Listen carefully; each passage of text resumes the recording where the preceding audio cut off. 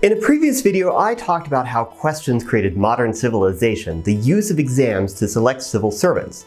Compared to the alternative that preceded them, I think that these tests were an unmitigated good. Today we're talking about something where the verdict of history is less clear-cut, standardized tests, and the psychometric analysis that is applied on top of them. When standardized tests were first introduced in 1899, the ideal was that these tests could make admissions more scientific and less random or connected to family ties. At the end of the 19th century, a couple of universities banded together to create the College Board to administer tests to see who could get into universities like Harvard, Yale, and Princeton. Do well on the test and you get in. Simple as that. We'll talk about the math in the next video, but for now I want to focus on the promise and the big picture of standardized testing and how it relates to the leaderboards that have taken over machine learning. Let's first talk about the promise of a standardized test.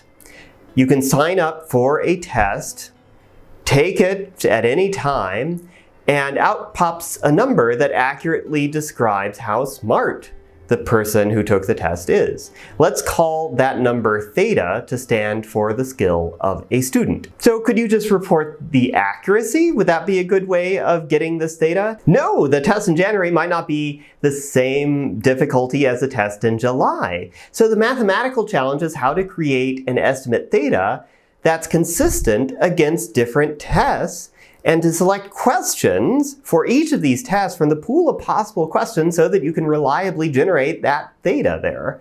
And that's where the standardized and standardized test comes from. The process has changed over the years. At first, you had to give everybody the same physical test booklet and the same offering of the test. But now there's adaptive computerized testing to do a better job of estimating theta for a specific test taker. But the two big problems remain the same: making theta standardized and describing in general what kind of questions you should be asking on these exams. So why am I, a machine learning researcher, talking about standardized tests? Is it because I want to talk about how Harvard added admission essays to standardized tests because they were concerned that too many Jews were getting in? Or is it because of the testing scandals coming out of India and China? Or is it because the federal government deemed UCLA's admissions policies racist because not enough Asians were getting in? Or how there's a backlash against standardized tests because African American students systematically score lower than other groups? No, as animated as I am against those topics, rants about those are decidedly out of scope for this video. But I mention these issues because they're real issues. And a lot of people hate standardized tests for those reasons.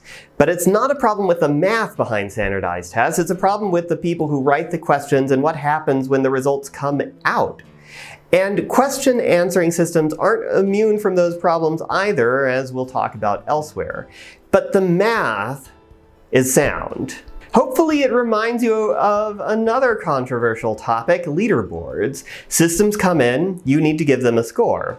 But the machine learning community has a distinct advantage here. You can wipe the memory of a computer system so that you can give it the same test over and over again. But as I argued before in a previous video about embracing the Manchester paradigm for evaluation that you see in things like trivia shows, link in the description, this isn't always the case. There's still some information that gets leaked.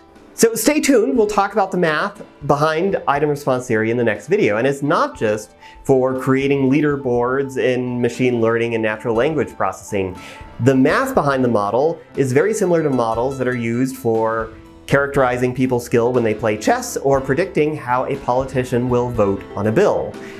This is just a single lecture from a course. YouTube likes to show you these videos out of order, but if you go to the course webpage linked below, you can see the lectures in the right order, and you can get resources like homeworks or suggested reading. You can also visit quanta.org if you want to learn about our systems for creating computers that can answer questions, where Quanta stands for question answering is not a trivial activity.